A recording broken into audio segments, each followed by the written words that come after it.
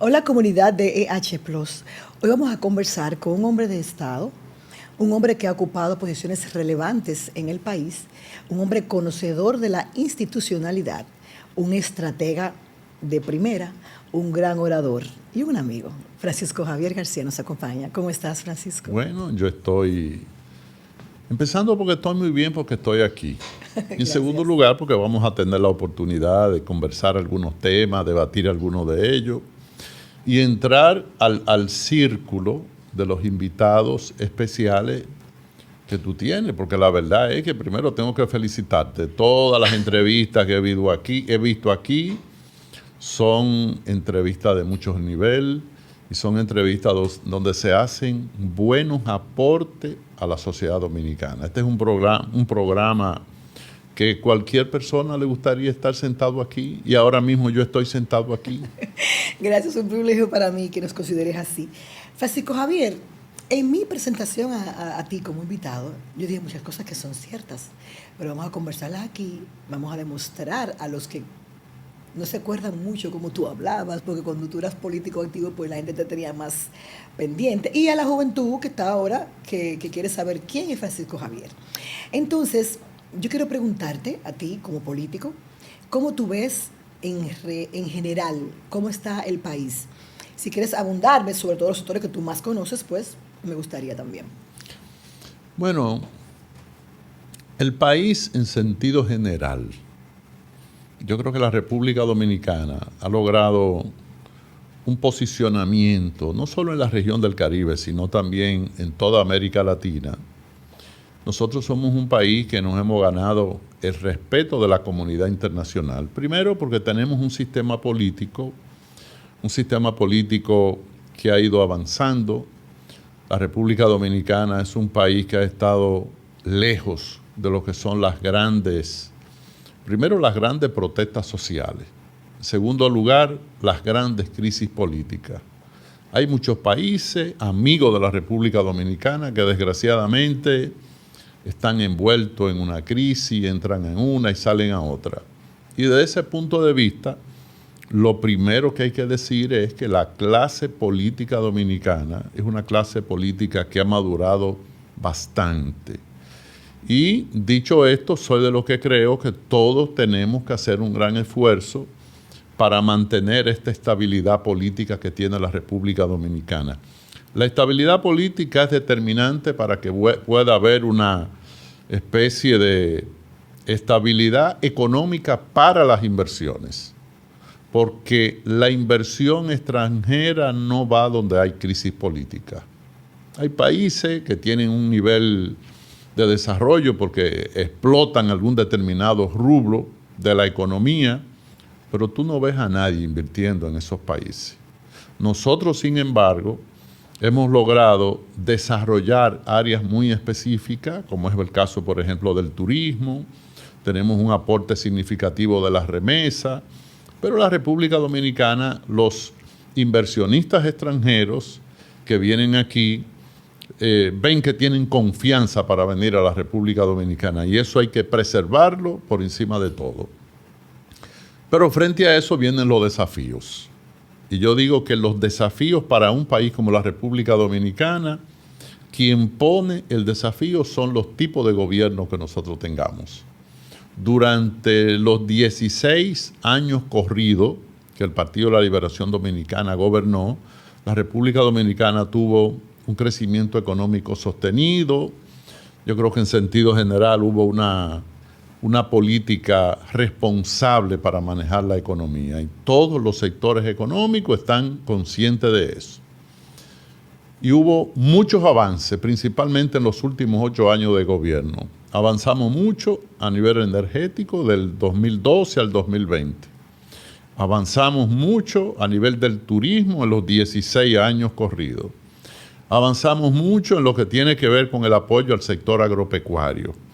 Avanzamos mucho en lo que tenía que ver con el apoyo al sistema educativo, porque fíjate que el 4% para la educación es una ley del año 1999, que es la Ley General de Educación. Sin embargo, fue en el año 2012 cuando un presidente tomó la decisión, valiente digo yo, de respetar lo que se establecía en la ley, y de ahí las grandes inversiones que han venido en educación, principalmente a la parte de la infraestructura en educación, porque ahora falta otro elemento adicional.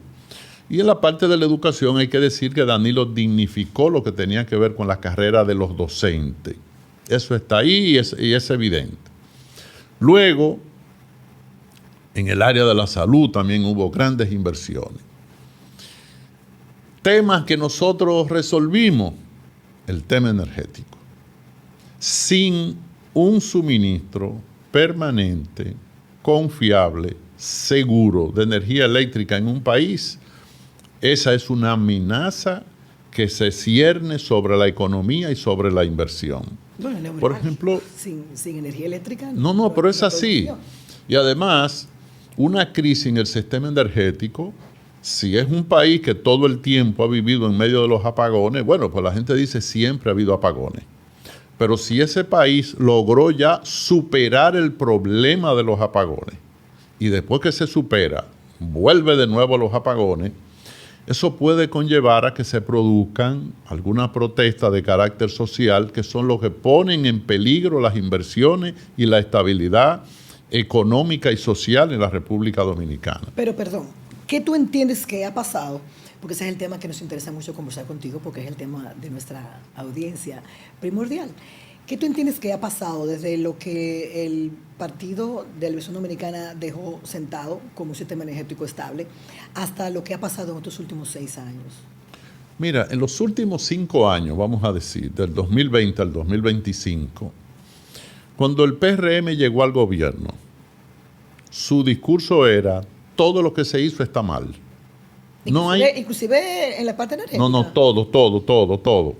Y una de las obras más importantes, que era la construcción de Punta Catalina, llegaron a decir que eso prácticamente se podía vender como hierro viejo. Empezaron a desacreditarla y entonces hablaron de una alianza público-privada, porque así es que están disfrazando a veces muchas cosas. Y en ese contexto llegan al gobierno y empiezan a hablar negativamente de Punta Catalina. Si hoy la República Dominicana tiene ciertos niveles de sostenibilidad a nivel energético, fue porque se hizo la construcción de Punta Catalina. Pero el gobierno del presidente Danilo Medina hizo otra cosa también. Y era que el gobierno estaba muy enfocado en lo que tenía que ver con las pérdidas del sector eléctrico. Por ejemplo, el gobierno compra a través de la distribuidora, compra energías a la generadora. Si tú compras 100 megas, lo lógico es que tú vendas 100 megas. Si tú compras a nivel de agricultura 100 plátanos, tú quieres vender 100 plátanos.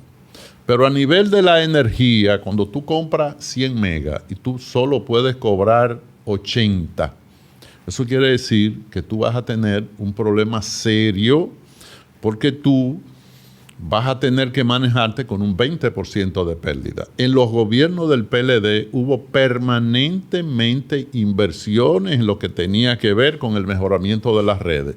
Yo recuerdo cuando el presidente Danilo Medina viajó a China para establecer las relaciones políticas con China, en una mesa estaban sentados los ministros del gobierno dominicano, un grupo de empresarios, del otro lado los ministros chinos, empresarios chinos, y el presidente de China le preguntó al presidente Medina: ¿qué usted quiere?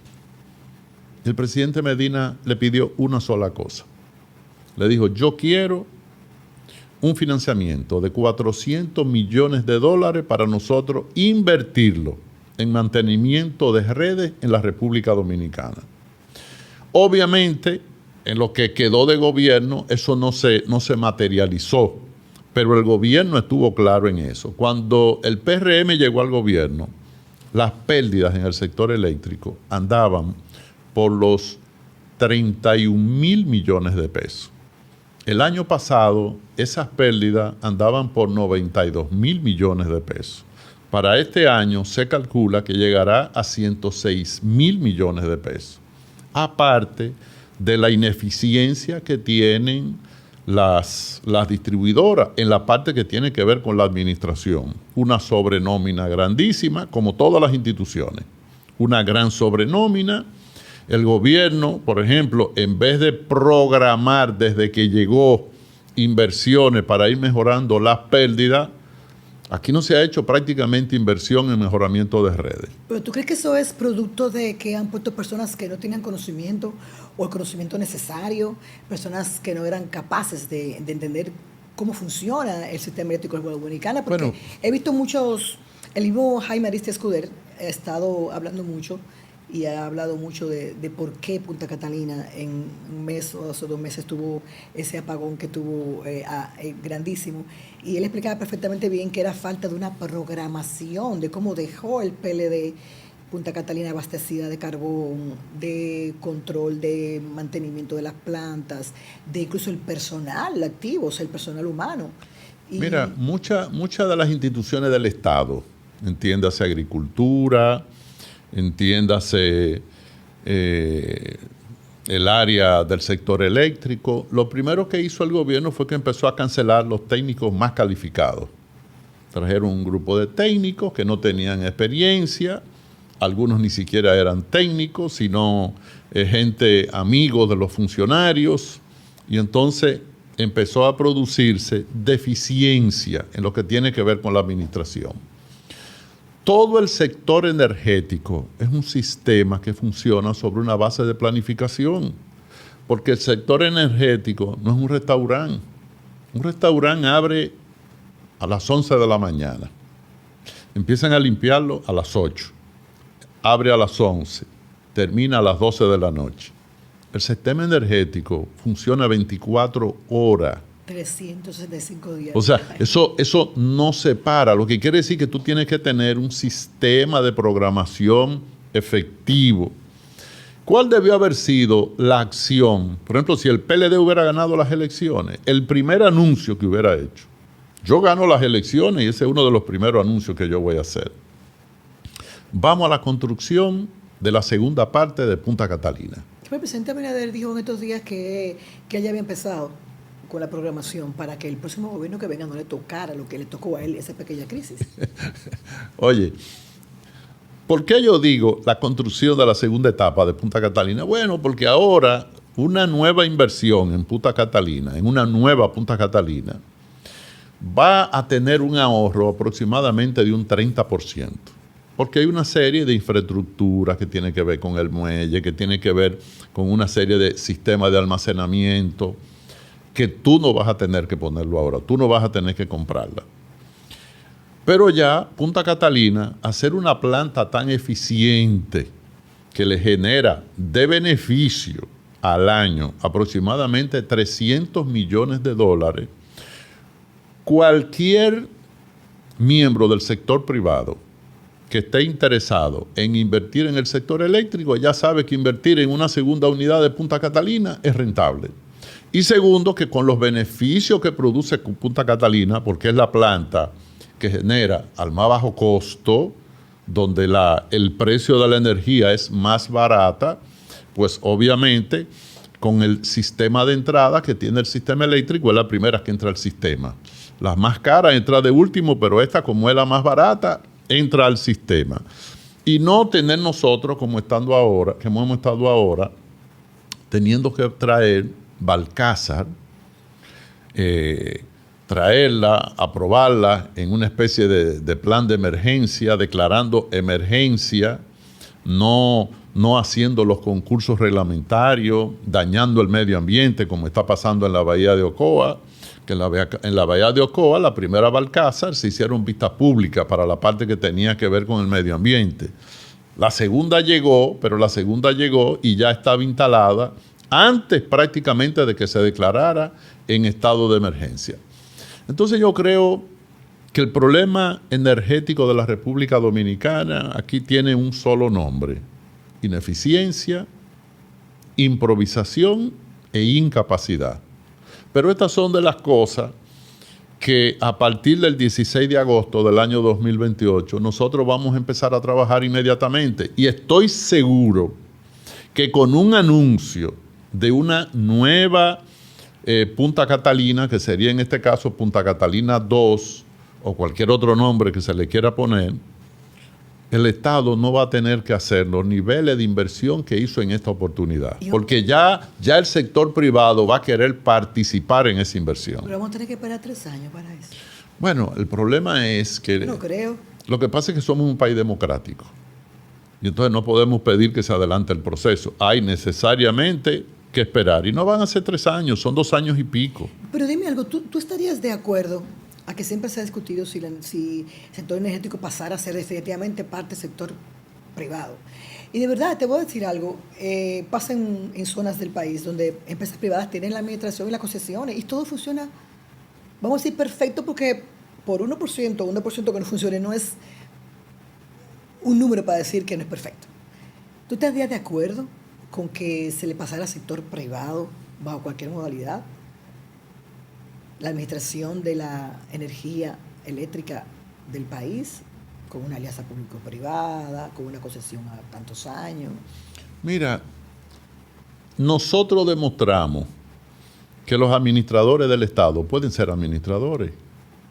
O sea, los que trabajaron en las sedes, los que trabajaron al frente de la Corporación Dominicana de Electricidad, los que administraron Punta Catalina, lo hicieron eficientemente bien. Entonces, si el Estado puede administrar sus propios recursos, no hay necesidad de pasárselo al sector privado. Pero lo que al sector privado siempre hay que darle, con eso yo estoy de acuerdo, al sector privado siempre hay que darle las mayores facilidades para que pueda hacer la inversión. Porque, por ejemplo, esta inversión que se hizo en Punta Catalina, que fue una inversión satanizada completamente por el PRM nunca apoyó esa inversión. Ni la apoyó en el Congreso, ni la apoyó como partido político.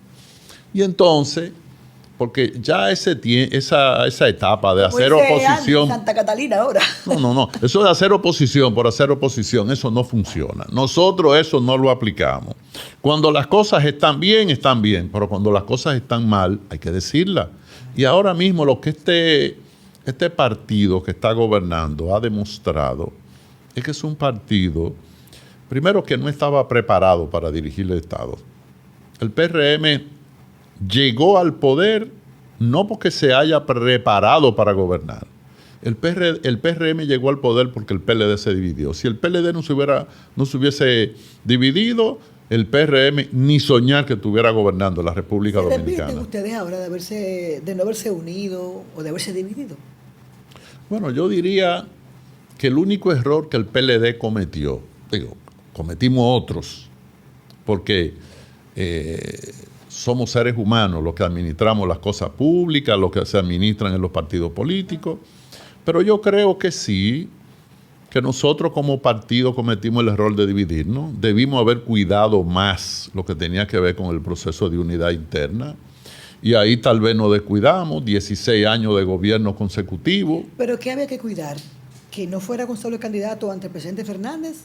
¿O que al final hubiera sido el presidente Fernández? No, yo creo que debimos haber creado los mecanismos internos de la búsqueda del equilibrio partidario hacia el interno y hacer una especie de blindaje para mantener la unidad.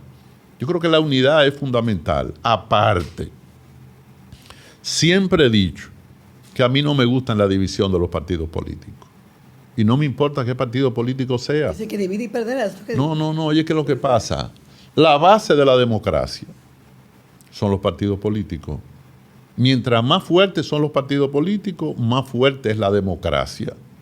Busca aquellos países donde los grandes partidos políticos del sistema, partidos democráticos, con tradición de lucha, han colapsado. ¿Qué ha pasado ahí?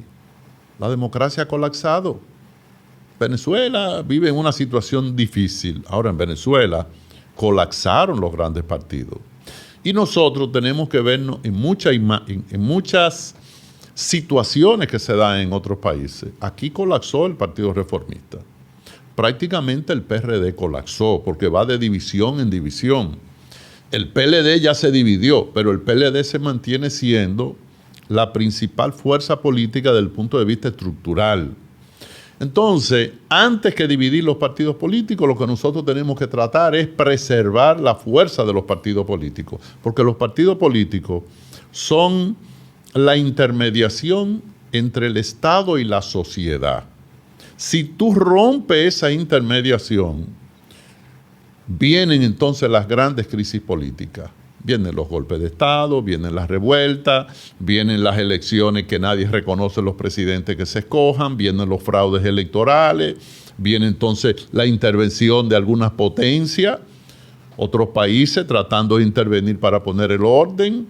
Unos creen que para poner el orden, otros el desorden, pero esa es una situación que nosotros tenemos que tratar de evitar en la República Dominicana, y esa es una preocupación. ¿Y el PLD cómo está ahora? ¿Hay divisiones internas con relación a los candidatos que están ahora proponiéndose para las elecciones del 28? ¿Tú sientes que hay una coherencia en el sentimiento de los candidatos? ¿O porque se han ido unos cuantos para otros partidos? ¿Cómo está el PLD ahora? Bueno, primero, en la República Dominicana hoy en los partidos existe una movilidad. Hay gente que se va del PRM al PLD, hay gente que se va del PLD a la Fuerza del Pueblo, hay gente de la Fuerza del Pueblo que viene al PLD, hay una movilidad. Yo digo que antes, hace 40 años, lo que dividía un partido político de otro era un muro de 8 pies. Entonces era difícil cruzar ese muro. Ahora ese muro es de 1,5 pies. Cualquiera puede brincarlo. Entonces hay más debilidad desde ese punto de vista. En el caso del PLD, en el PLD no hay división. En el PLD hay diferencia. En la Fuerza del Pueblo hay diferencia. En el PRM hay diferencia. Y la diferencia se expresa por algo muy sencillo. A veces hay una posición, pero aspiran 2, aspiran 3, aspiran 6, aspiran 8.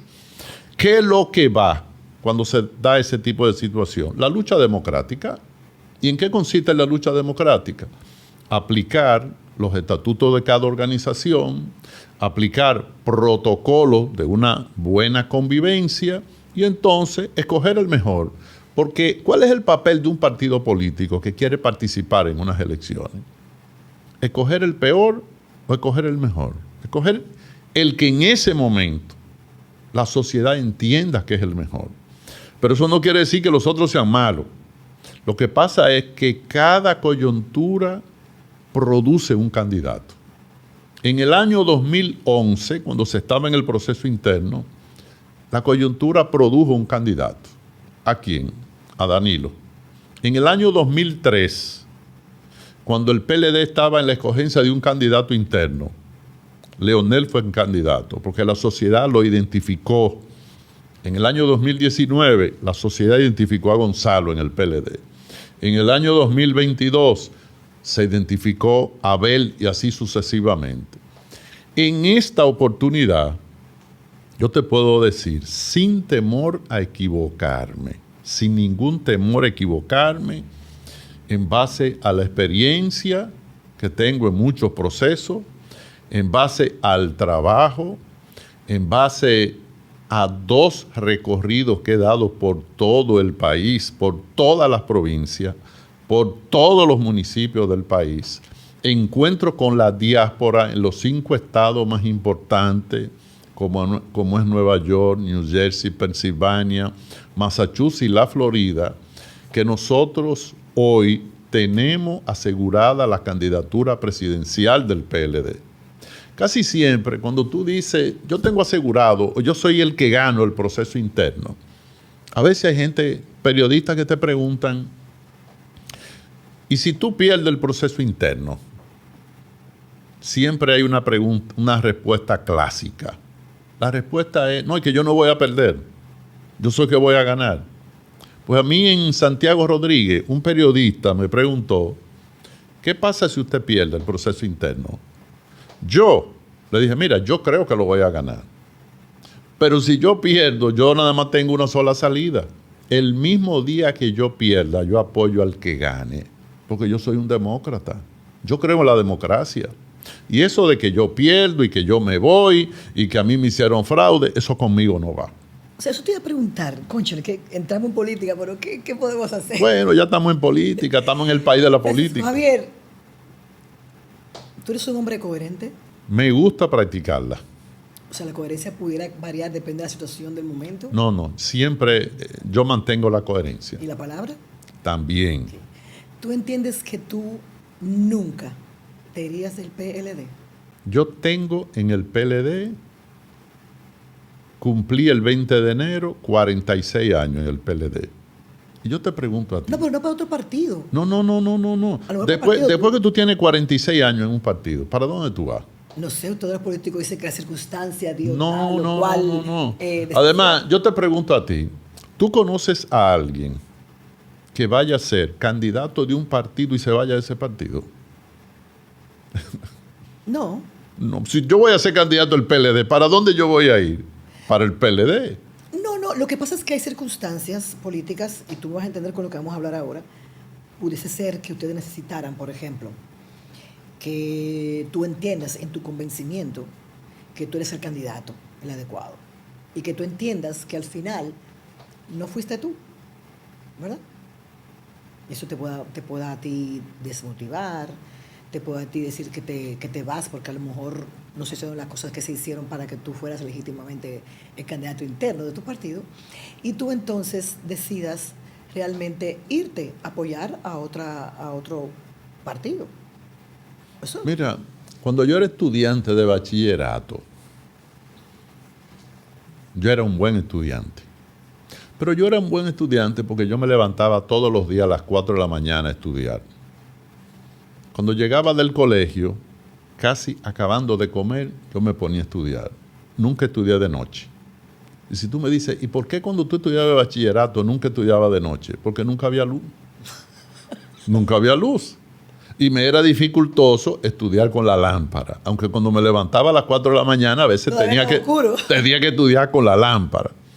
Pero a las 4 de la mañana era repaso. Y entonces, a mí siempre me iba bien en los exámenes. Y un inspector, una vez fue al Colegio San Gabriel, donde yo estudié, y ese inspector de la Secretaría de Educación señaló, y cuando yo fui a entregar el examen, él me preguntó, me dice la profesora que a ti es uno de los estudiantes de todo el colegio que te va mejor en los exámenes. Que es difícil que tú no saques un 100 en el examen. ¿Cuál es el método que tú usas para estudiar? Y yo recuerdo como ahora, porque nunca se me ha olvidado esa respuesta. Le dije, mire, hay un precepto bíblico que dice, Dios te dice, ayúdate tú, que yo te ayudaré. Yo cumplo con estudiar. Y si yo me quemo, a mí no me importa. Pero yo cumplí con estudiar. Y también tenía esta suerte, porque la suerte es una categoría histórica también. Pero, a veces. Entonces, llevado a este terreno, aquí hay una coyuntura. Yo anuncié las aspiraciones el 24 de julio del 2024, del año pasado. Esto quiere decir que yo anuncié las aspiraciones antes de que el presidente Abinader se juramentara como para su segundo periodo. Todo el mundo me dijo, oye, pero tú te estás volviendo loco. Yo le dije, no, yo no me estoy volviendo loco. Pero es muy temprano. Ustedes verán por qué no va a ser temprano. Hoy, que puedo decir que tengo la candidatura asegurada, eso es el producto, entre otras cosas, de que empecé temprano. Segundo, el PLD quedó con la moral abajo. Sí. Y yo mismo le dije a Danilo, nosotros no podemos permitir que esta moral se mantenga así durante 6 meses, porque si se mantiene así, esto puede ser catastrófico para el PLD. Yo voy a salir provincia por provincia a levantarle la moral a los PLDistas. Pero yo no salí a hablarle, yo salí a escucharlo. Y yo lo escuchaba, y a veces cuando le daba el micrófono, le decía, miren, ahí hay un micrófono. Yo quiero que ustedes hablen, que de qué ustedes van a hablar, de lo que ustedes quieran. Y la gente hablaba. Entonces yo Hoy soy una opción de las que hay en el PLD, porque la gente tiene derecho a aspirar, y ese es un derecho que tienen todos, los que han dicho que aspiren y cualquiera que no lo haya dicho, pero que aspire. Tú le presentas esa opción, y entonces es la militancia, es la dirigencia, son los simpatizantes del PLD cuando vayan a una primaria o a una consulta a votar lo que deciden. Si ellos entienden que debe ser otro el candidato, pues yo no tengo ningún problema. Ahora, yo cumplí. Cuando dije que aspiraba en ese momento, dije que al PLD se le iba a presentar una oportunidad. En algunos lugares me preguntaron, ¿por qué usted dice que va a haber una oportunidad? Digo, porque vislumbro que viene una crisis para el 2026. La crisis se adelantó. Ya la crisis está ahora. La crisis está ahora. Pero ¿cuál crisis? Yo dije, una crisis de incapacidad. Porque el PRM ha dado demasiados señales de incapacidad. Fíjate que el gobierno, una vez gana las elecciones, tomó una decisión y dice, vamos a achicar el Estado. Vamos a achicar el gobierno. El gobierno. ¿Qué quiere decir achicar el gobierno? Que el edificio de Hacienda lo iban a poner más pequeño. No, el edificio de Hacienda sigue del mismo tamaño. Achicar el Estado quiere decir que iban a bajar la nómina. Pero resulta que esa fue la promesa que ellos hicieron en el 2020, que ellos iban a achicar la nómina. ¿Cuántos empleados incrementó la nómina del Estado del año 1970 al año 2012? En 42 años, la nómina del Estado se incrementó en 100,000 empleos. ¿En cuánto tú crees que se incrementó la nómina del año 2020 al 2024? En 100,000 empleos. Ya va por 132,000 adicionales. Lo que quiere decir que todo lo que se dijo que se iba a hacer para modernizar el Estado, todo eso fue de la boca para afuera. Yo diría, a lo mejor ellos pensaban que podían hacer cosas. Si tú tomas, por ejemplo... Bueno, que yo no creo, Francisco Javier, que un presidente y sus allegados vayan a un gobierno, un ejercicio político, a hacerlo mal. ¿Tú sabes qué es lo que pasa? A lo mejor, vamos a decirle un poco de mi experiencia. Óyete qué es lo que pasa. Yo soy de los que digo, ser presidente en Estados Unidos es más fácil que ser presidente en República Dominicana. Y soy de los que digo, administrar Estados Unidos es más fácil que administrar República Dominicana. Tú dices, primero, ¿por qué es más fácil ganar allá que ganar aquí? Porque un candidato a la presidencia en Estados Unidos va a la Florida. Por lo regular aterriza en Miami. Cuando se desmonta del avión, va a un hotel. Tiene una reunión en un salón de un hotel y luego, o antes o después, una reunión con el equipo que lo está apoyando ahí. Terminó la actividad, cogió su avión y se fue. Ya él fue a la Florida. Pero cuando va a Nueva York es exactamente lo mismo. No hay un esquema diferente. Cuando la campaña entra en su buena, ya faltando 3, 4 meses, entonces hacen actos al aire libre y ese tipo de cosas. En la República Dominicana no. Aquí para ganar las elecciones tú tienes que ir a todas las provincias, a todos los municipios, a todos los distritos, a todas las sesiones, hablar con todos los sectores. Las casas.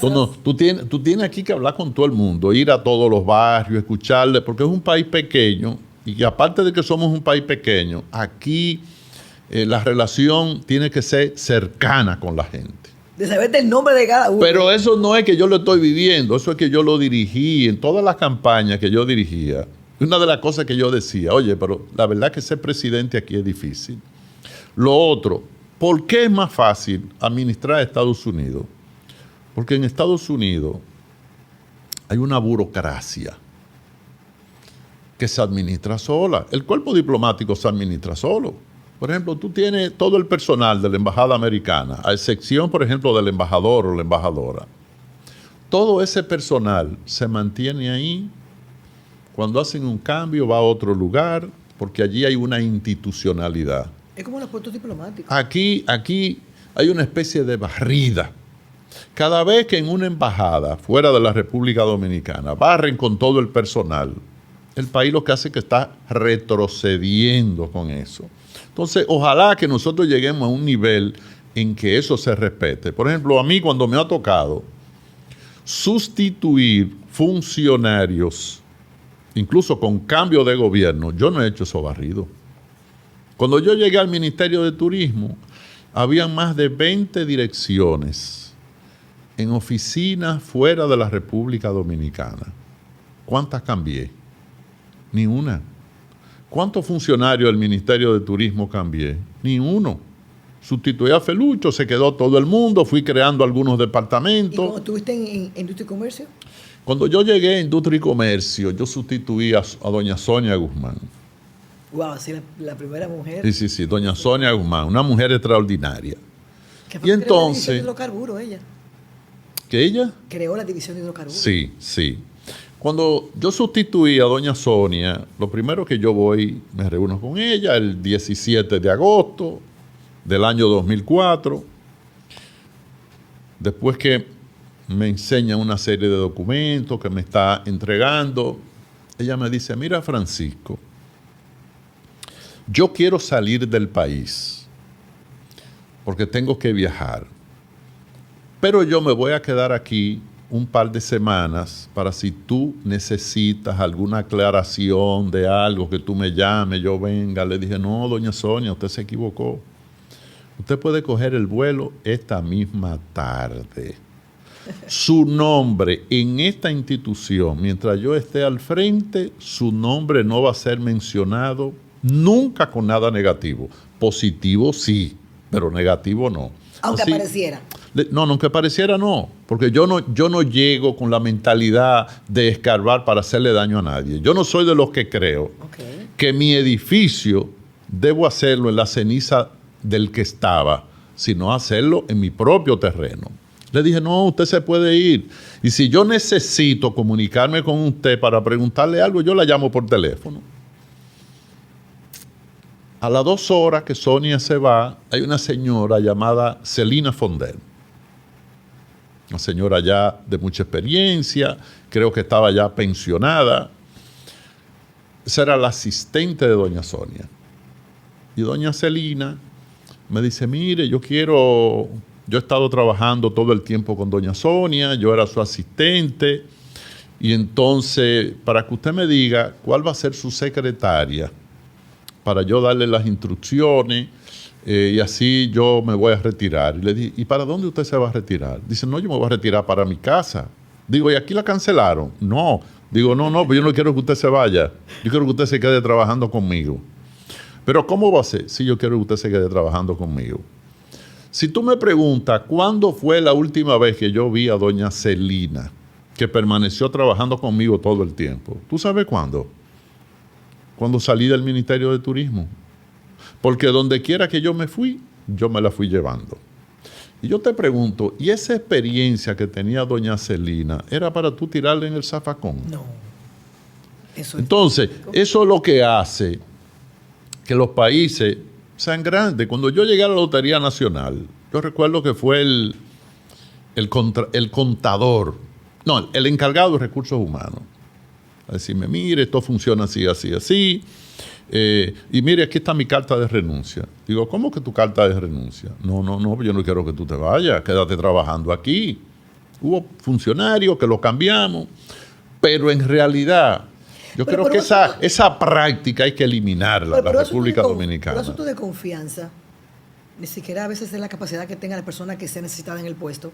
Siempre como que el jurídico, el financiero, son personas que son muy del funcionario que va a ocupar, porque yo siempre le digo a la gente, yo soy abogado, tú lo sabes, que a una persona lo jode un abogado y su contable, son los únicos dos, porque después de ahí entra, esa es la confianza de una persona. Pero volviendo a mi pero déjame decirte, los jurídicos, cuando llegaba un funcionario, ellos renunciaban. Bueno, porque se estila. Porque son cargos de confianza. No, eso es así.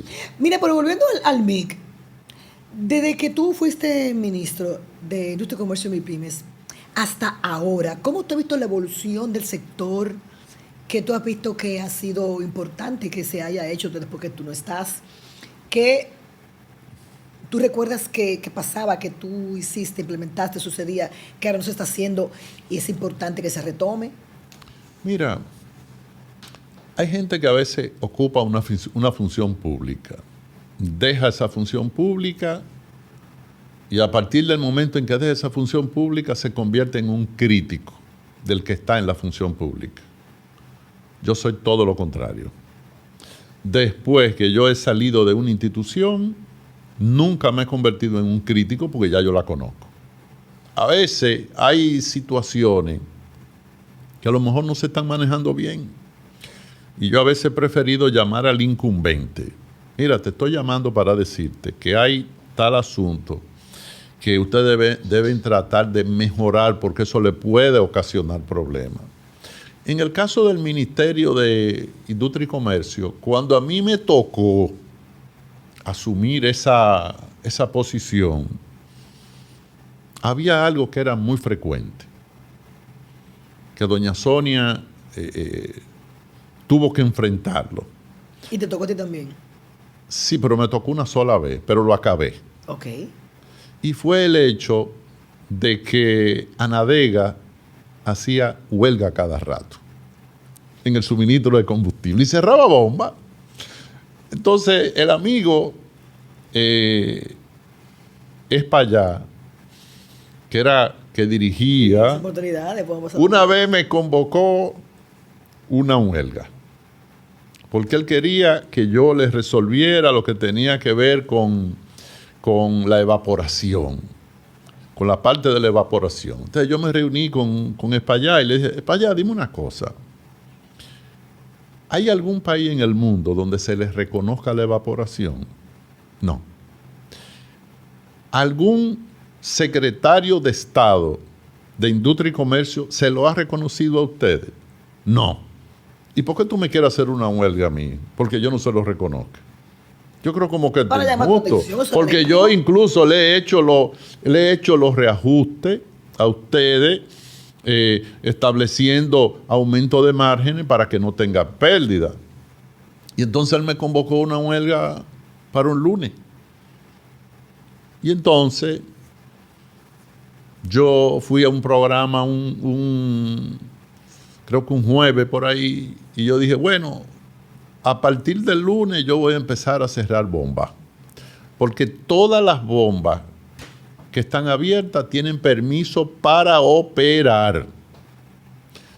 Y esos son servicios públicos prácticamente, porque donde no hay combustible se vulnera lo que tiene que ver con la capacidad que tienen las personas para poderse trasladar. Movilidad. Y entonces... Pero vos, ¿a qué momento tú dijiste que ibas a cerrar? Entonces, no, porque yo empecé a reclutar personal. Porque yo decía, porque las bombas tienen que seguir operando. Y entonces el sábado hicimos una reunión en la casa de Pelegrín Castillo, porque la oficina de los Castillos eran los abogados de ellos. Y cuando yo voy en jean. Y entonces para allá me dice, pero ministro, usted como que ha cogido la cosa en serio. Digo, no, yo creo que ustedes la han cogido de relajo. Y la verdad es que a ustedes se les da permiso es para que vendan combustible, no para que dejen de vender combustible. Claro, y si usted no está vendiendo... Y entonces yo fui con una fundita y le dije, mira, aquí están todas las bombas que ustedes tienen. De los asociados de ellos. De los asociados. A partir del lunes yo empiezo a sacar 2. Como si fuera una rifa. 2. La que salga. Y si yo voy a estar cerrada, entonces vamos a dejarla cerrada. Sí, ya. Y le dije, y yo te aseguro a ti que ustedes van a resolver ese problema, pero van a tener que esperar que yo deje el cargo, porque yo no se lo voy a resolver. Y bueno, ya al final me dijo, bueno, pero vamos a resolver eso. Y le dije, mira, yo lo apoyo en todo lo que pueda apoyarlo. Pero yo creo que el servicio a los usuarios que ustedes tienen Con eso no se puede jugar. Pues déjame decirte, a partir de ahí se acabaron todas las huelgas. Y no han vuelto a hablar del tema del vapor. Mira, después de eso me tocó una posición contraria con otro sector de combustible.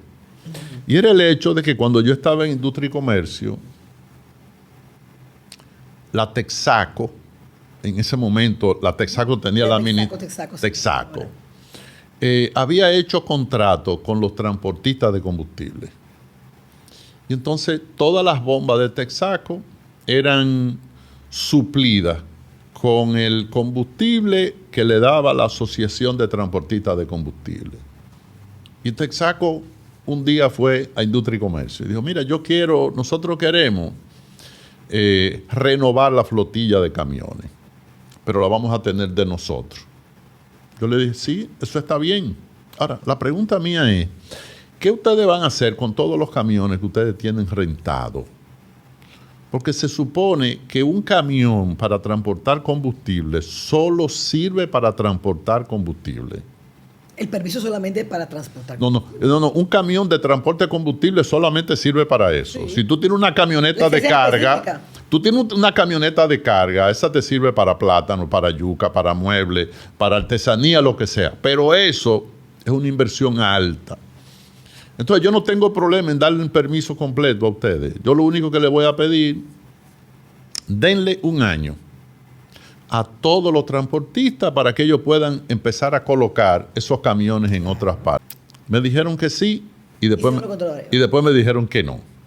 Entonces, en ese momento estábamos en la terminación de la negociación del DERECASTA. Wow.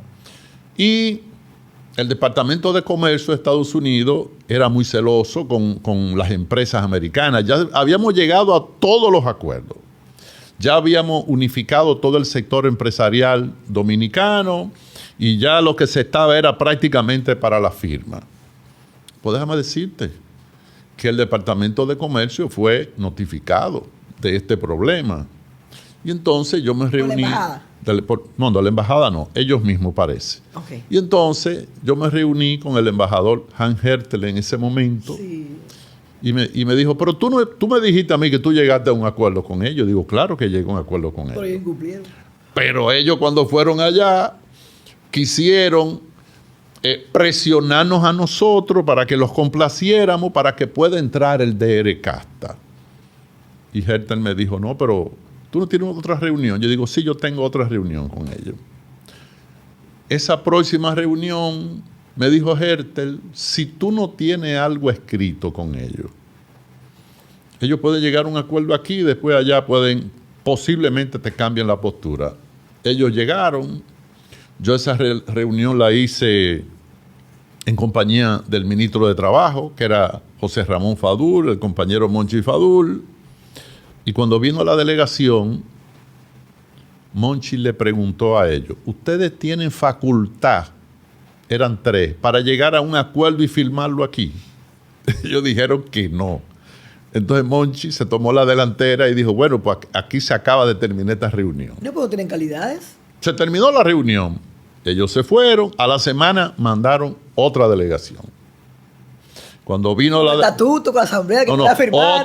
Otra delegación. Entonces yo le introduje, le dije, miren, son las 10 de la mañana. Yo no tengo ningún problema en que hoy terminemos esta reunión a las 12 de la noche.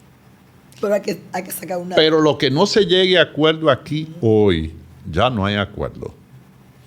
Y si es verdad que el DERECASTA va a entrar para la República Dominicana sobre la base de la ceniza de un sector económico dominicano, yo le aseguro a ustedes que así no es que va a entrar. Cuando yo fui a Estados Unidos y me reunía con el Departamento de Comercio, todo lo que yo veía detrás del personal, del secretario de Comercio y el equipo que tenía, era que ellos estaban defendiendo los intereses de los empresarios norteamericanos. Entonces, yo entendí que todo lo que estaba detrás de mí era yo defendiendo los intereses de los dominicanos. Pero les voy a decir una cosa. Si hoy no hay acuerdo, todo el mundo va a saber que no hay acuerdo porque ustedes se opusieron chantajeándonos sobre la base de que no entrara el DERECAFTA. Así que ustedes deciden. Hubo como 60 llamadas y terminamos a las 10 de la noche. Duramos 12 horas. Wow. 12 horas. Yo hubiera podido ceder, pero en realidad la función del que está en un puesto público es defender los intereses de aquellos sectores que te eligieron a ti. Y en este caso, en Industria y Comercio, ahí teníamos que defender los intereses de esos transportistas. Y el tema del subsidio, ¿tú crees que se ha seguido manejando el comportamiento de cuando estabas tú a como está ahora? Hay muchas quejas, muchas demandas. Hoy mismo habló el Gubieres habló y estaba diciendo ahí que el subsidio ya el Ministerio de Industria y Comercio se había negado a firmarle. Entonces, siempre hay como una quejita tú sabes con que, el tema del subsidio y una tú sabes que inconformidad con el caso del subsidio, el Estado, lo que yo he visto, en el Estado, porque hay que tener una diferencia entre lo que es un subsidio y lo que es un incentivo. El subsidio es cuando el Estado se mete la mano al bolsillo y dice, yo estoy poniendo esto, o estoy dejando de ganar esto, pero que me va a entrar seguro. Y el incentivo es cuando tú le dices, yo no te voy a cobrar esto, no te voy a cobrar esto, ni te voy a cobrar esto para que tú inviertas en la República Dominicana o tú me inviertas en este sector, que son dos cosas totalmente diferentes. Lo que yo he interpretado con el subsidio a la parte de los transportistas es que los gobiernos han aplicado un subsidio que por lo regular opera en aquel momento en que se producen incrementos importantes en el precio de los combustibles. No es que paran, no es que dejan de incrementar los combustibles, es que lo incrementan. Y entonces, a veces los gobiernos, en vez de que los transportistas le incrementen los pasajes a la gente o el precio de la carga, y cuando sube el precio de la carga se dispara el precio de los productos, el Estado lo que hace es que te asigna una serie de subsidios a través en el área de combustible. Tanto el Ministerio de Hacienda como el Ministerio de Industria y Comercio tienen mecanismos para hacer que esos subsidios se apliquen correctamente.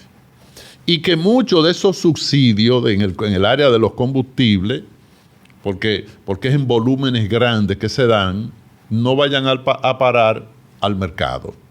Porque cuando van a parar al mercado ya es una competencia desleal incluso contra el mismo Estado. Y además contra empresas que hay establecidas. O sea, hay empresas que pagan impuestos, esas empresas compran combustible de la ganancia que tienen, pero necesitan vender volúmenes. Claro. Y yo creo que aquí ha habido prácticamente un buen control. De tiempo en tiempo se producen algunas escaramuzas, pero las autoridades... Porque el reclamo de ellos es más como tirándole a la generadora. O sea, como que la generadora, el combustible que le asignan, sacan una partida. Y yo creo que es al revés. Mira, en el caso de la generadora... Hay más control en la generadora. En el Ministerio de Hacienda hay un departamento que exclusivamente tiene que ver con los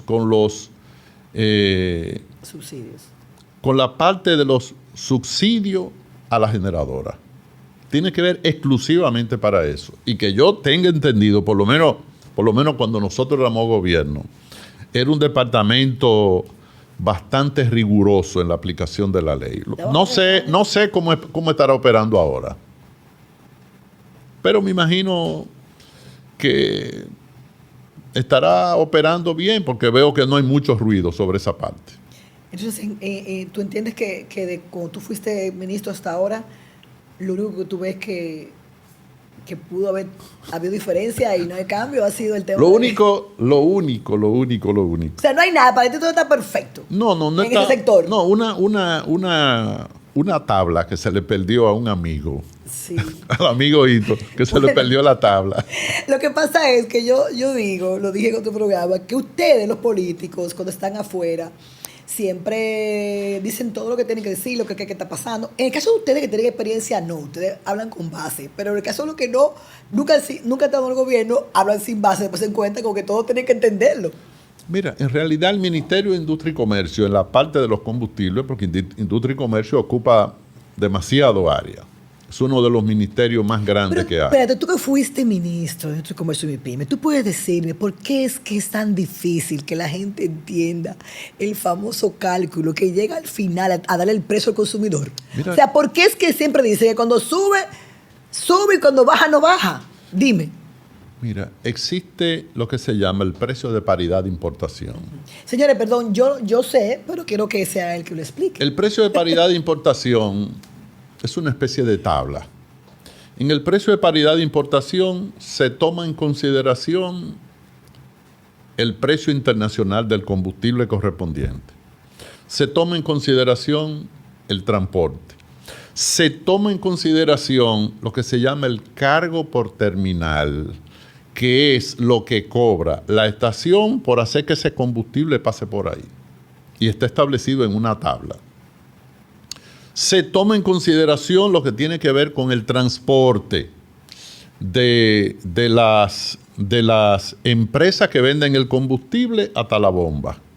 Y se toma en consideración lo que tiene que ver con el margen de ganancia o el margen que le agrega por galón cada estación de combustible.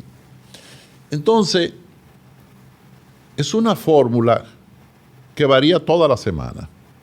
Como varía toda la semana, la gente a lo único que está atento es a si el combustible subió o no subió. Los viernes. Si subió o bajó. Si le vaya el fin de semana, se lo va a alegrar. Sí. Ahora, lo que hay que ver, cuando yo fui ministro de Industria y Comercio, nosotros respetamos al pie de la letra todos los incrementos, sea hacia arriba o sea hacia abajo. La única oportunidad que solicité permiso al presidente Leonel Fernández fue cuando se produjo lo de Katrina. Sí. Porque el precio que se calcula para los combustibles es el precio del grupo de refinerías que está en el Golfo de México, que ahora se llama el Golfo Americano. Y entonces todas esas refinerías, cuando vino la crisis con Katrina, todas esas refinerías colapsaron. Y como las refinerías colapsaron, el precio de la gasolina en ese momento iba a subir 35 pesos. Yo fui donde Leonel y le dije, mire, presidente, si nosotros subimos 35 pesos en el combustible, yo le aseguro a usted que aquí va a haber una especie de revolución, porque la gente, aquí no ha pasado nada, eso pasó solamente allá. Lo que hicimos fue que subimos una partecita y después fuimos reajustando y realmente no llegó a tener ningún impacto hasta que buscamos un punto de equilibrio. Pero en realidad hay que estar en el Ministerio de Industria y Comercio o hay que estar en el negocio de los combustibles para tú entender realmente si se está aplicando o no se está aplicando. Y cuéntame ahora de tu experiencia en turismo. ¿Tú quieres saber mi experiencia o mi opinión sobre cómo está el turismo ahora? Tu experiencia en turismo relacionada a cómo está ahora, a lo que tú hiciste, dejaste, a lo que funcionaba, que ahora sigue funcionando o no funciona. Mira, cuando yo llegué al Ministerio de Turismo, a mí me recibió una crisis. A mí me recibió la crisis financiera del año 2007, que tuvo un impacto en el mundo inmobiliario y en el mundo financiero, tanto en Estados Unidos como en Europa. Ese fue el recibimiento. Yo recuerdo que en una oportunidad yo me senté con Fran Rainieri acabando de llegar y Fran Rainieri me dijo, bueno, lo que puede venir para el turismo dominicano va a ser una catástrofe, porque aunque no era una crisis del turismo, era una crisis del sistema financiero. Y como era una crisis del sistema financiero, iba a influir en los viajes que las personas hacían. Y entonces con Fran nos pusimos de acuerdo en una estrategia. Yo le dije, Fran, creo que lo que más se va a afectar van a ser los destinos largos. Lo que quiere decir que nosotros donde más nos vamos a afectar es en el destino que viene desde Europa. Y si es así, y teniendo Estados Unidos el impacto que tiene para la República Dominicana, nosotros lo que tenemos es que concentrarnos fuertemente en la promoción de Estados Unidos. Ahí le dije más o menos lo que íbamos a hacer, él me dio una serie de recomendaciones, que incluso cuando salí de turismo le mandé una carta a Fran Rainieri, y una de las cosas que hice fue agradecerle las recomendaciones que me hizo en esa primera reunión. Y la otra persona que fue y me dio una recomendación excelente, que me sirvió mucho no para mantener el mercado norteamericano, sino para incrementar el flujo, porque nosotros nunca bajamos del mercado norteamericano. Incluso a veces llegamos a tener incremento hasta de un 16% en medio de la crisis. Fue Edmundo Aja. Edmundo Aja para mí una de las mentes más brillantes en lo que tiene que ver con el área de la estrategia a nivel turístico, igual que Fran Rainieri. Y Edmundo fue y me dijo, mira, yo solamente he venido a darte una recomendación, pero esto es 5 minutos. Digo, ¿cuál es la recomendación? Dice, Francisco, empieza a negociar con los tour operadores, principalmente los norteamericanos, el excedente de lo que ellos trajeron a la República Dominicana el año que viene. Y dije, oye, pero la verdad es que a mí esa idea me parece brillante. Yo me fui para Estados Unidos inmediatamente. A los 10 días yo estaba en Estados Unidos. Me fui a Nueva York y en Nueva York recibí en 3 días todos los tour operadores que venían a la República Dominicana. Y yo le decía, ¿cuántos turistas tú mandaste el año pasado a República Dominicana? 150,000 turistas. Muy bien. ¿De cuánto era el acuerdo? Porque tú sabes que los acuerdos con los tour operadores son acuerdos bajo estricta medida de confidencialidad.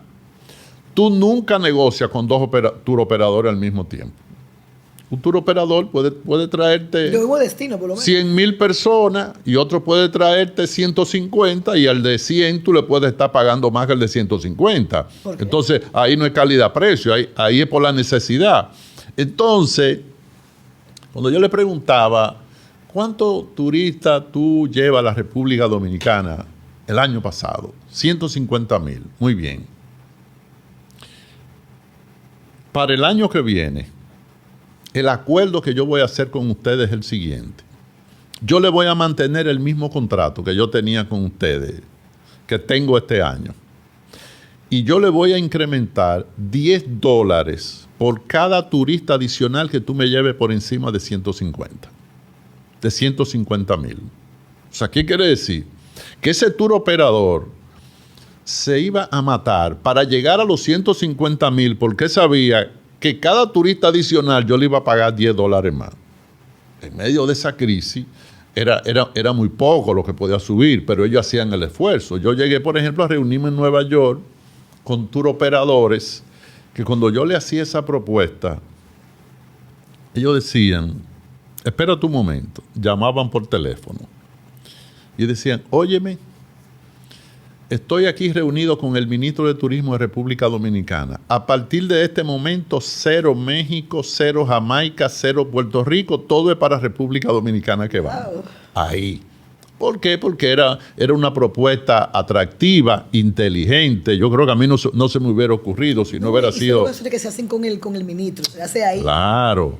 No, porque no con un intermediario. Otra cosa, una de las bondades que tiene la feria es que tú tienes la oportunidad, yo creo que David Collado lo ha hecho perfectamente eso, lo ha hecho muy bien, está presente en cada una de esas ferias, que tú tienes la oportunidad de seguirte vinculando con los jefes, los directores, los administradores de cada uno de esos tour operadores. Y tú llegas a desarrollar con ellos una especie de relaciones primarias.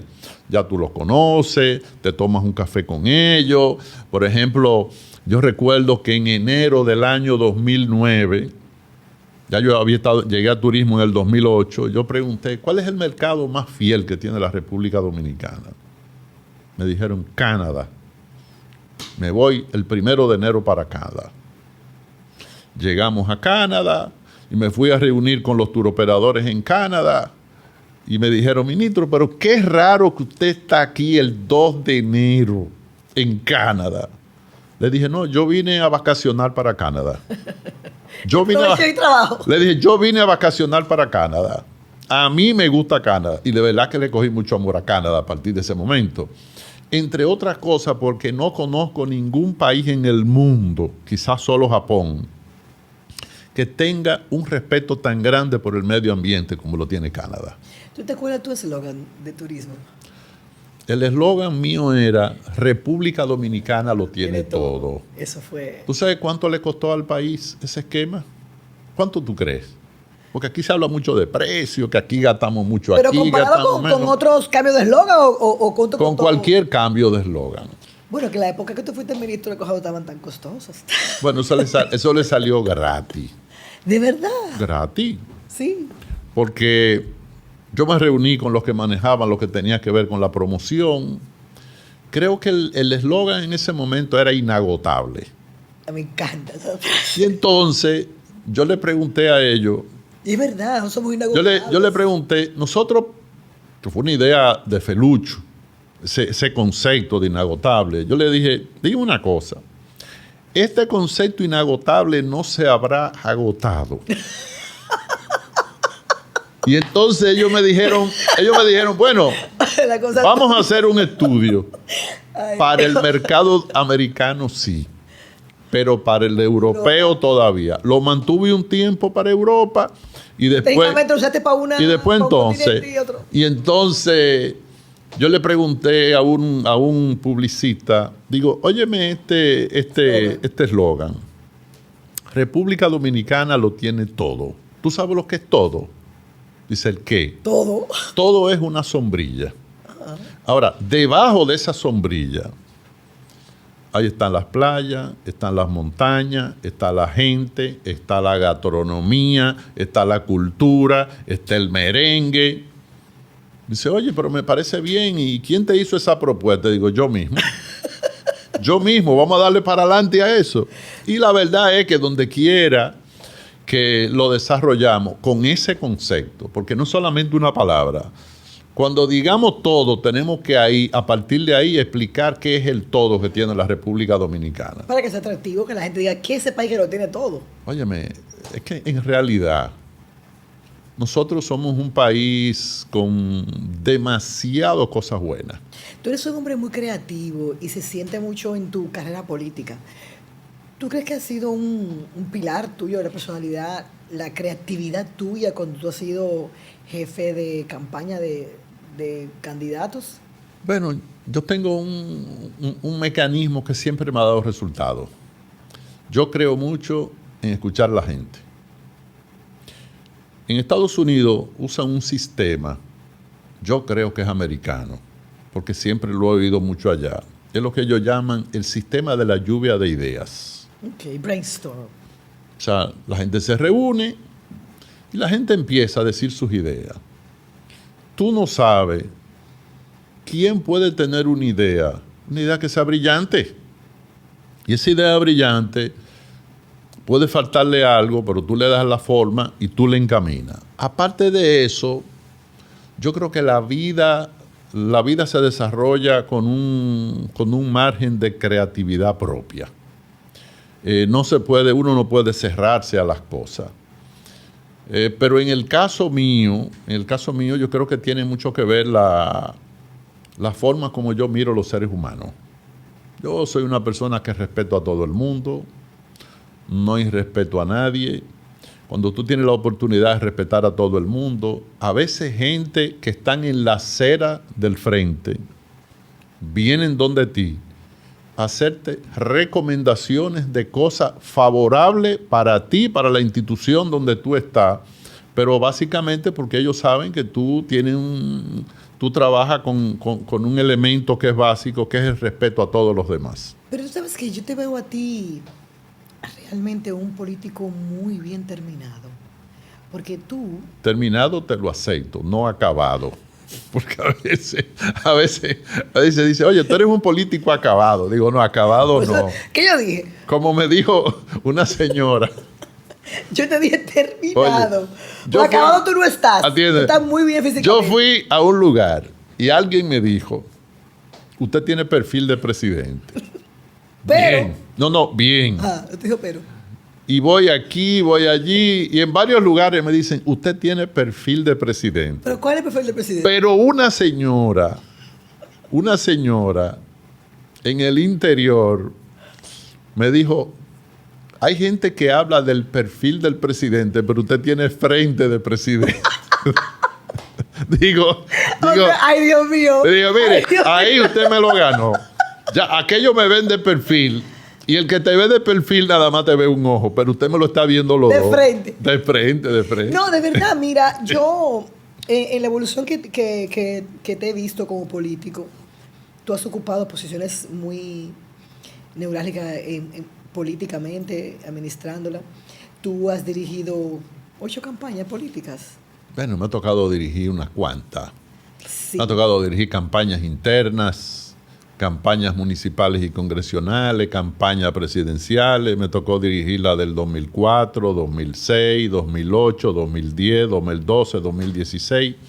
Gracias a Dios la ganamos. Me tocó dirigir la campaña interna de Leonel en el 2003 y el 2007. También la ganamos, la O interna. sea que tú eres un ganador, Francisco Javier. Yo tengo suerte. Tengo suerte. A mí me preguntó un gurú de campaña en Estados Unidos. Me dice, ¿tú sabías que tú debes estar en los récords de los mayores ganadores de campaña? Le dije, Sí. bueno, yo me imagino porque no conozco gente que haya ganado tanta. Y entonces, él me dijo, ¿cuál es el secreto tuyo? Le digo, no, pero como tú eres el que más sabe de campaña, empieza tú a decirlo.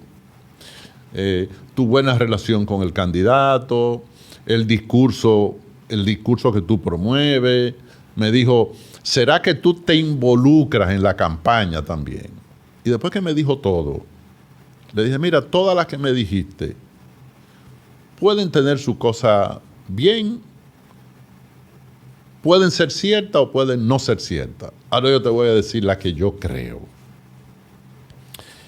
Todas las campañas que yo he dirigido, todas, igual que todos los proyectos que yo me he envuelto, yo todos esos proyectos, lo primero que yo hago es que lo pongo en manos de Dios.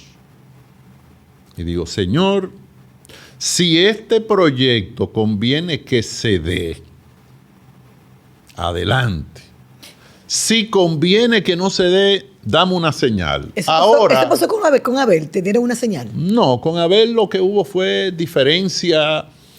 Mira, hay muchísima gente que dirige campaña. No, yo y no la lo deja. digo porque. Pero de verdad, no, yo en no el digo caso de porque haya Abel habido nada. hubo diferencia, Pero simple esa diferencia. es la única que tú no dirigiste y esa es la única que no. No, esa fue. ¿Fue ganadora? Yo dejé la campaña de Abel un año antes de las elecciones.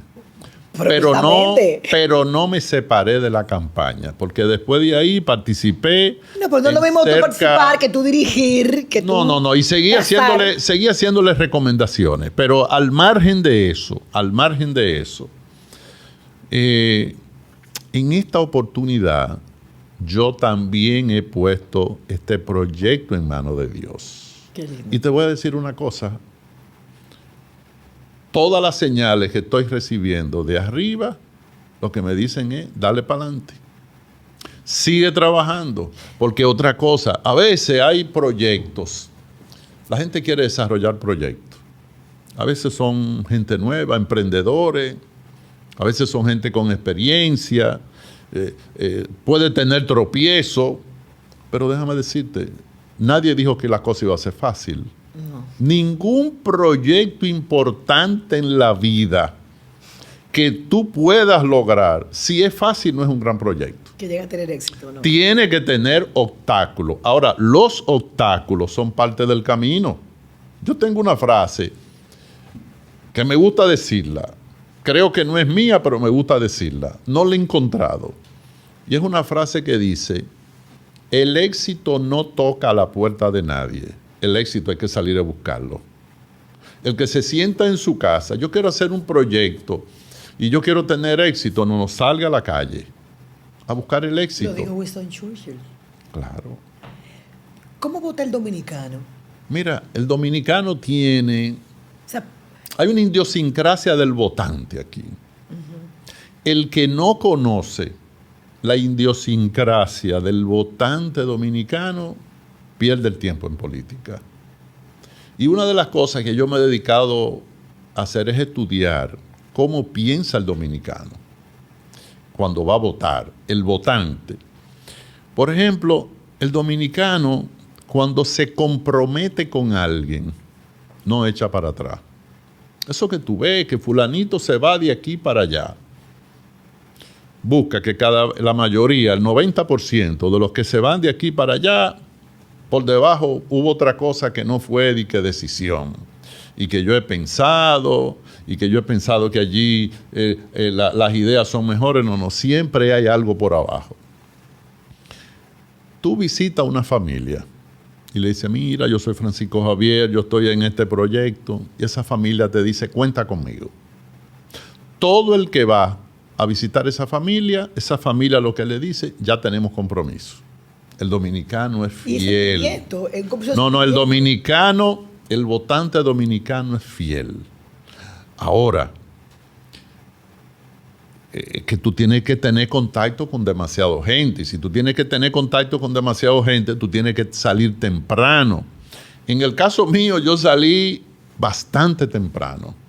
He recorrido el país, todas las provincias y municipios 2 veces. Y hay un grupo de provincias, 8, que ya la he recorrido 3 veces. En estos recorridos no he sentido la competencia interna a lo interno del PLD. Porque prácticamente donde quiera que voy tengo prácticamente el apoyo de todo el mundo. ¿Cómo están los empresarios contigo? O sea, yo sé que los empresarios no se abren así, no te voy a decir, pero tú sientes un poquito cuando ellos... No, yo me reúno, siempre me he reunido con empresarios, en campaña y fuera de campaña. Los empresarios dominicanos están muy preocupados por la forma como está marchando la República Dominicana hoy. Y obviamente no he hablado con ningún empresario de este país que en alguna medida no haya manifestado cierto nivel de apoyo por nuestro proyecto. Es más, yo mismo estoy sorprendido. Yo mismo estoy sorprendido por eso. Y obviamente creo que lo que hay que seguir trabajando, haciendo las propuestas al gobierno. Hay gente que me dice, mira, en épocas como esta no se hace propuesta, pero el problema está en que el gobierno, las propuestas del gobierno, ellos no la ejecutan. Imagínate tú la que le hace un candidato, un aspirante a candidato de un partido contrario. ¿Por qué elegirte a ti como presidente? Yo sé que tú no vas a decir las cosas negativas, pero ¿por qué tú, si tú no fueras tú, por qué tú votarías por ti?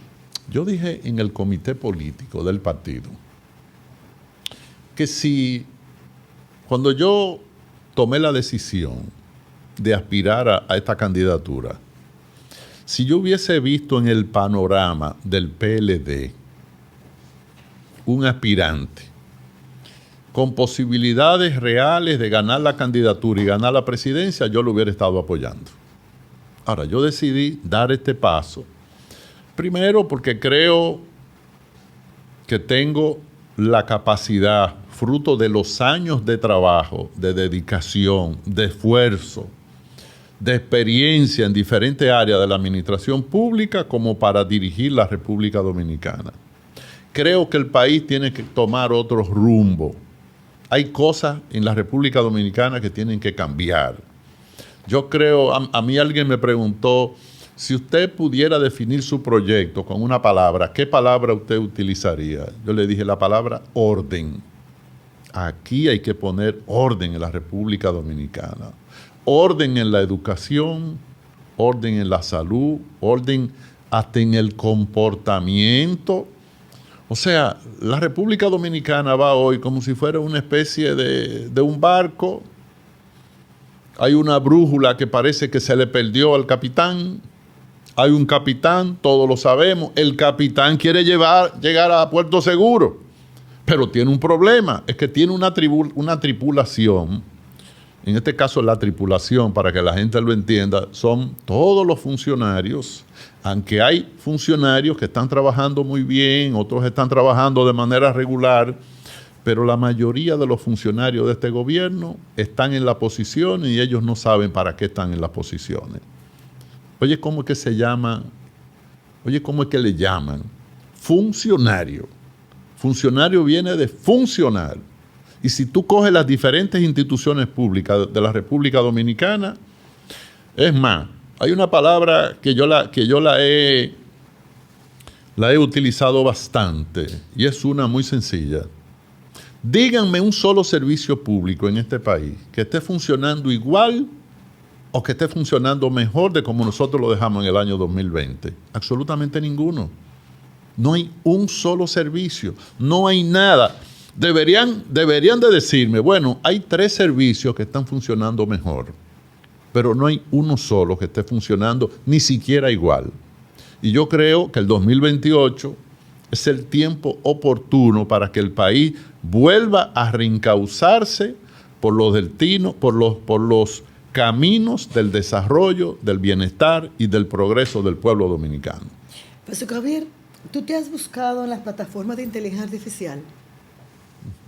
¿Te has buscado, has preguntado quién tú eres, cómo te ve la gente, si tú pudieras llegar a ser presidente? ¿Tú no te has buscado? Yo te busqué. En honor a la verdad, no. Yo te busqué en 4. Déjame leerte lo que me salió, ¿está bien? Ajá. Ok. Dios mío.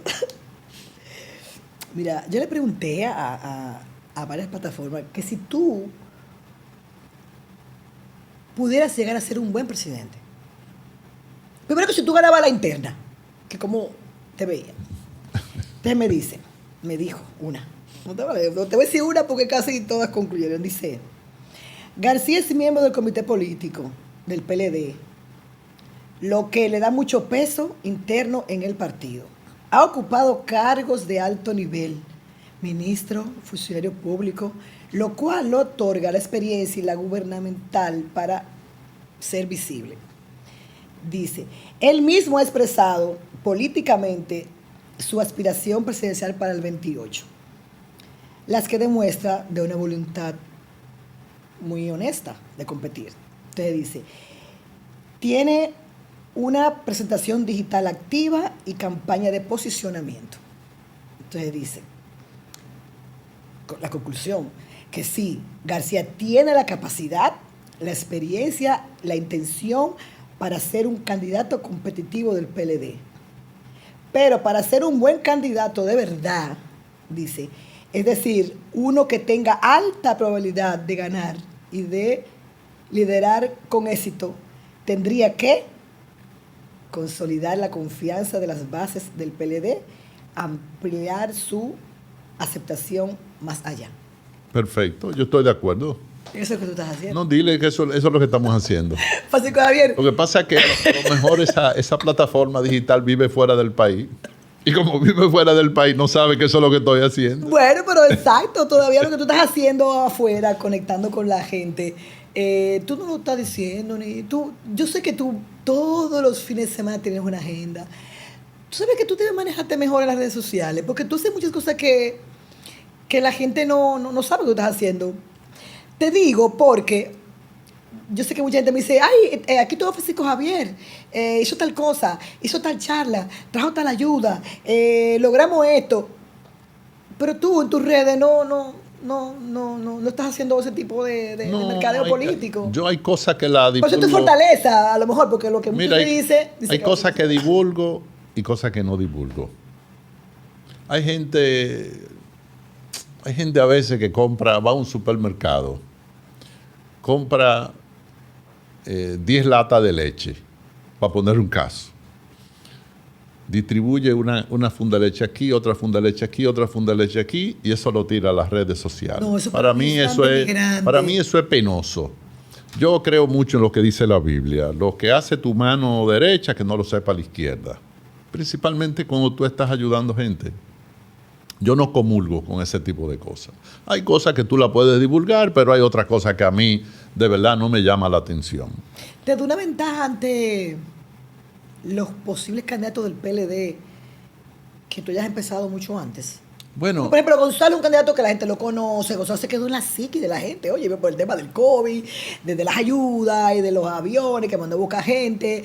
Fue una campaña de Gonzalo, fue una campaña increíble, de jovial y estábamos en COVID, y estaba tranquilo, tú estabas atento a la televisión y a lo que pasaba.